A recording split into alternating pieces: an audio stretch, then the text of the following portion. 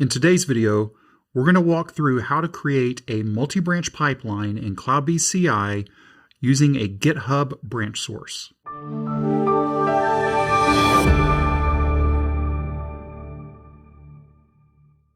Are you new here? If you are, welcome. And if you are new here, you don't know who I am. My name is Darren Pope, and I'm a developer advocate for CloudBees. You may have watched some other videos that I have done about creating multi-branch pipelines within Jenkins.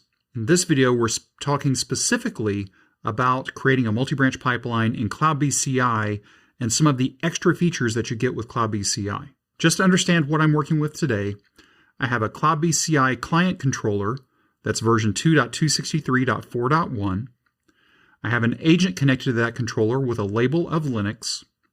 And I also have a tunnel set up via ngrok to allow the webhooks to come in from GitHub into my controller. And also, I have this repository that we're using at GitHub. Notice that there is no Jenkinsfile in the root of this repository. We'll visit that a couple times throughout this video.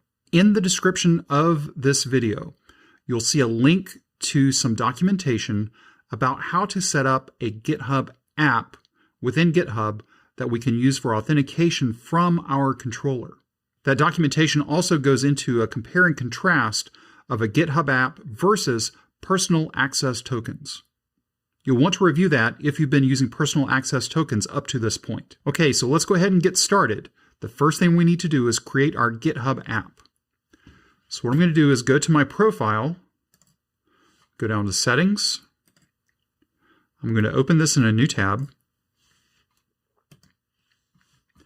Now that I'm on my profile, I'm going to go to Developer Settings, GitHub Apps, and then I'm going to click on New GitHub App.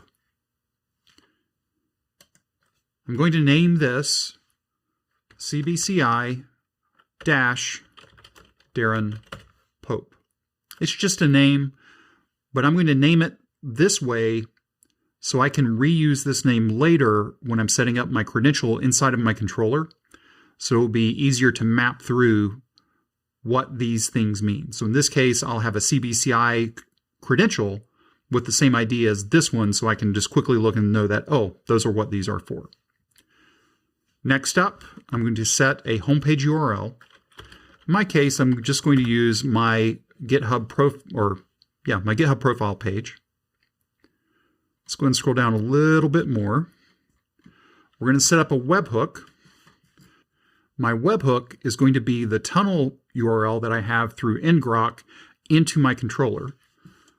So that URL is that. And then I have to remember to put /github-webhook/. That trailing slash is really important. Don't forget that. So that way my webhooks can come from GitHub via ngrok into my controller. I'll also go ahead and leave my SSL verification turned on. And let's get into setting our repository permissions. So we have to set up 6 and optionally a 7th permission for this to work. First off, we're setting administration read-only, checks read-only, contents read-only. I think, oh wait, no, checks, I was wrong. Checks should be read and write. Okay, so administration's read-only, checks are read and write, contents are read-only. We can go down here to metadata, it's already set for us to read-only. Pull requests, read-only. Commit statuses, right down here. We will set those to read and write. And then the optional one is for webhooks. If I want my controller to manage webhooks for me, then I would need to change webhooks from no access to read and write. In my specific use case, I do not want my controller to manage the hooks for me. It's a good recommendation, but in my case, I want to leave them off for right now. So let's recap that. We have administration read-only, checks are read and write, contents are read-only, metadata is read-only, pull requests are read-only, and commit statuses are read and write. All of these are underneath the repository permissions section. Okay, so let's go ahead and scroll down to the next section. Organization permissions, we do not need to make any changes there. Next section, user permissions. No changes required here. Keep going down. Now we're into the section to where we need to subscribe to events. If for some reason you don't see these events, then what that means is you did not set the repository permissions correctly up top. So here are the events that we need to subscribe to. Check run, check suite,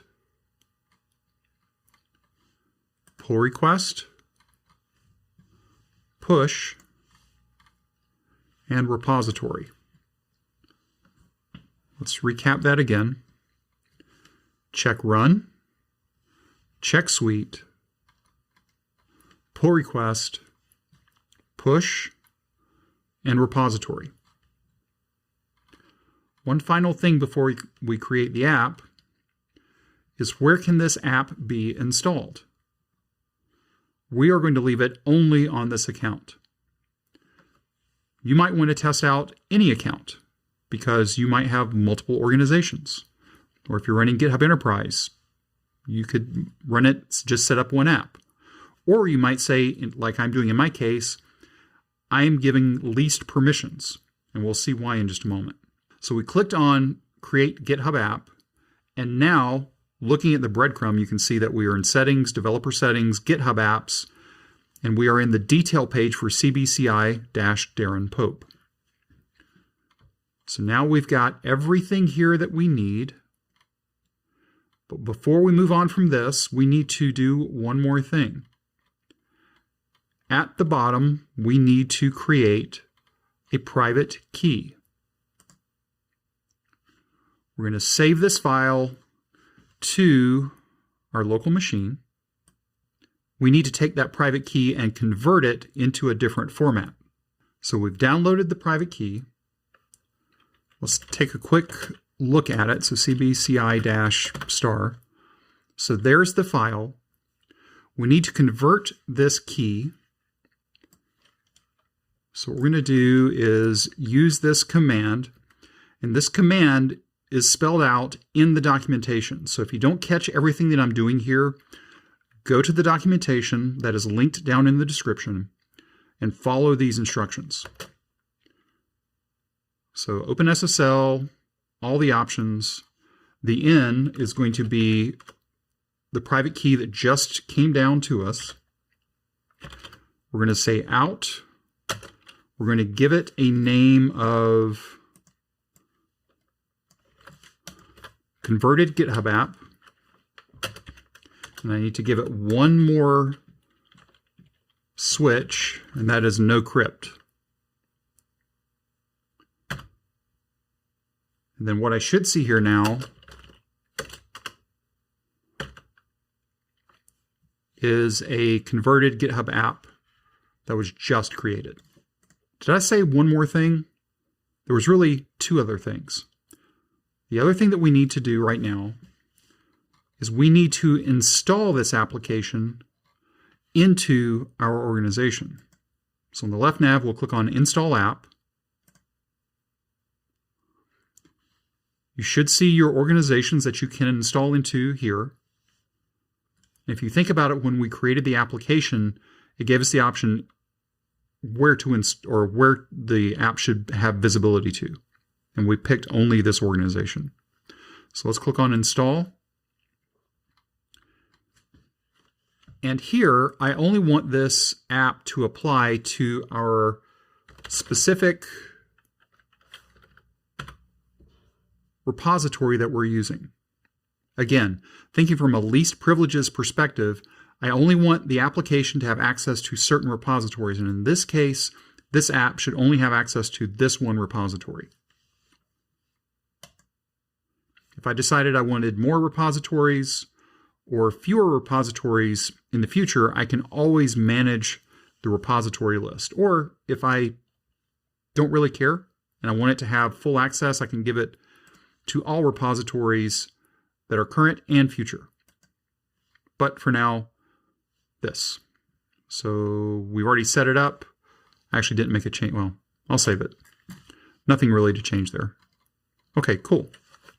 So now we have our app configured and set up. So let's click on our controller, go to Manage Jenkins, go to Manage Credentials, go to Global, click on Add Credentials. The type of credential is GitHub App. The ID, remember I talked about this earlier, I'm naming it the same as what I named my app, just so I can look at it and know which one it's mapping to. I'm going to give it the same description. The app ID.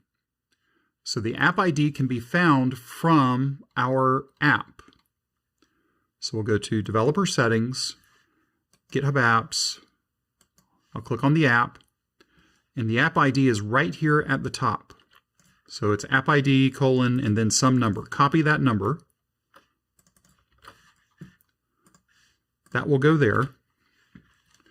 And then the key is going to be that converted private key that we used. So I'm going to paste that in. And finally, I'm going to click on Test Connection. And what I expect to see is a success and remaining rate limit of 5,000. So now I know that I'm able to use this credential and authenticate with GitHub. Let's click on OK. So now the credential is set up and ready for use. Now that we have that credential, we're ready to create our job. So let's go to Dashboard, New Item. I'm going to call this Multibranch Sample App, just to name it the same as our repository. We will click on Multibranch Pipeline. Wait for it to load up. There we go. We're going to add a source of GitHub. We're going to change the credentials to our CBCI credential. We can see here that the GitHub app verified it, gave us a rate limit of 5,000. The repository URL is going to be the HTTPS version of that. Let's go ahead and click on Validate. Credentials are okay and connected to. Now remember, our repository currently does not have a Jenkins file. And right now, it's looking for a Jenkins file. So when we click on Save, what we expect to see is that it will find the repository, it will find the main branch, it didn't find a Jenkins file, therefore it was done. So when we take a look at our job right now, our job has no branches reflected in it, which is what we expected. Okay, let's go ahead and just add the Jenkins file in directly to our repository here. So we'll create a new file. We'll name it Jenkinsfile. We'll paste it in. And if you've watched other videos, you can see that this is a basic declarative pipeline. I've got an agent label of Linux, a couple of options, and just an echo hello. Let's go down to commit new file. So that's there. And now what we should see over on our controller is that the hook was sent from GitHub through ngrok down to my controller. And then this branch, this job representing the main branch was created. And we can see that from a push event to branch main. And we can see we have our hello as we expect. So let's create a new branch so we can see how pull requests work within the controller. So let's go create a new branch so we can see how pull requests work once we actually merge a branch up through a pull request. So let's get back over to our shell. We're going to say, oh, because we did that commit directly in GitHub, let's go ahead and pull here locally. Okay, cool. So now we have our Jenkins file. We're up to date. Now let's do a git checkout-b. We'll call it fix-123. We now have a new branch. And let's get this branch pushed up to GitHub. And this is one I don't always remember, so there are my notes. So git push set upstream origin fix-123. So now if we go back over to GitHub and we refresh this page, now we see we have two branches, main and fix-123. If we come back over to our controller, we can see that the fix-123 branch was picked up and it's currently building. And we can see that a push event occurred for branch fix-123, and everything still looks the same because we haven't made any changes yet. All we did was create a new branch and pushed it up. So everything reacted and worked as expected. So what we're going to do next is we're going to modify our Jenkins file to do different things based on the branch that it's in. We already have one stage there that is for any branch that has no conditionals on it. We're going to add in two stages, one anytime we're on a fixed branch and one anytime that we're in a PR. So let's go back over to our Jenkins file. Click on Jenkins file. Let's do an edit. Oh wait, let's do this inside the fix-123 branch because we want to be able to do a pull request. Let's click on edit. And I need to go up one there. So I'm adding two stages, one for the fixed branch and one for the PR. And the way that we're doing this is through a conditional when branch fix-star or when branch PR-star.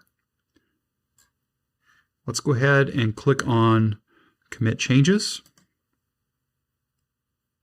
And since we made this change on the fix-123 branch, if we come back over here to our job, we can see that 123 has started and it's pending, and we'll wait for the output to change. There we go. Push event to branch fix-123.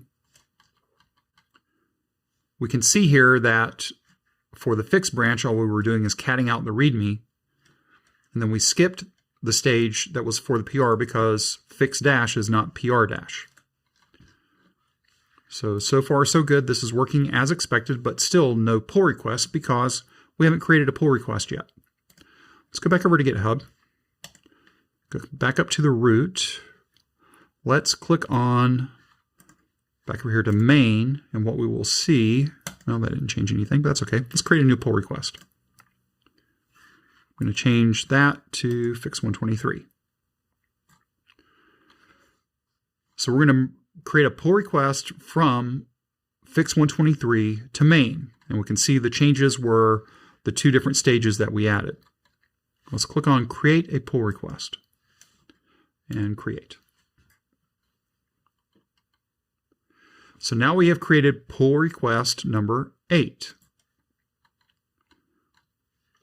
Everything's looking pretty good here. We are not going to merge just yet because I want you to see what's happening in the controller. If I refresh this page, we can see that we have our two branches, but now we have PR8 showing up under pull requests. So if I take a look at this, pull request 8 was opened. We have our hello, which applies to all stages. We skip for the fixed branch stage, and then this only runs for PRs. So all of that has now been updated. So we have a main branch, a fixed branch, and a pull request branch. It's a PR of 8. So now let's go ahead and merge the pull request. Now the way that I have my repository set up, when the merge completes, it is going to obviously close the pull request, but then it also automatically deletes the branch that the pull request was based on. So now if we come back over to our job, we can see that fix-123 is now a strike through. The pull request for PR8 is now a strike through because both of these branches, remember a pull request is effectively a branch, both of those branches are deleted. So the next time there's another scan that occurs, not necessarily a manual scan, which is what we're going to run in just a moment, but these will be cleaned up then.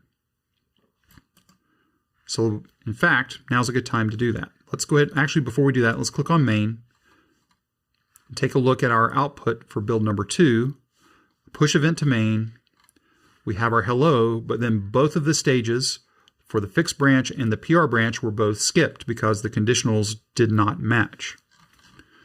Okay, so let's go back to Multibranch sample app, and let's go ahead and click on scan repository now. If I click back up to Multibranch sample app, the only thing left is our main branch. Now everything up to this point seems exactly like what we would do inside of Jenkins, because it is. But what if you had a number of different repositories that needed to use the exact same Jenkins file? You could take the Jenkins file and put it in every repository, and then you would have to remember, okay, where all do I have those and how do I update those? There is a feature inside of CloudBees CI that gives us the ability to have an externalized Jenkins file that we can use against numerous repositories. And that feature is called a marker file. So how do we set up a marker file? Well, before we go and do that, let's go ahead and get everything cleaned up and get ready for this. So I'm going to check out my main branch. I'm going to do a git pull. Do a git remove on my Jenkins file, git commit -m remove, whoops, Jenkins file. I'm going to push that up.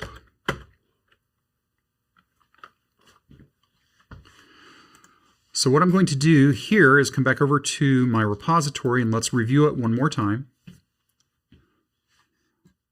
I have my repository with no Jenkins file. So if we were to take a look at our job right now, we can see that main is now struck through because there is no Jenkins file on the main branch. If I do a scan, we can now see that the folder is empty. So how do we set this up? I have a separate repository that has a sample Jenkins file that I want to use for this repository.